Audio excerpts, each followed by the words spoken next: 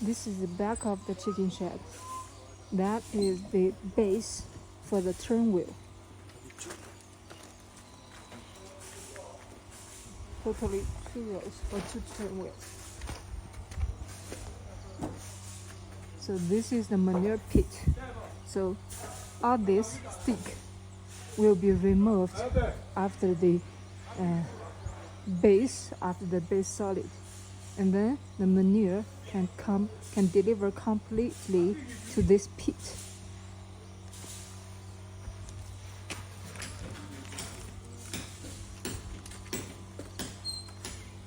And this is how it looks like in the back of the chicken shed.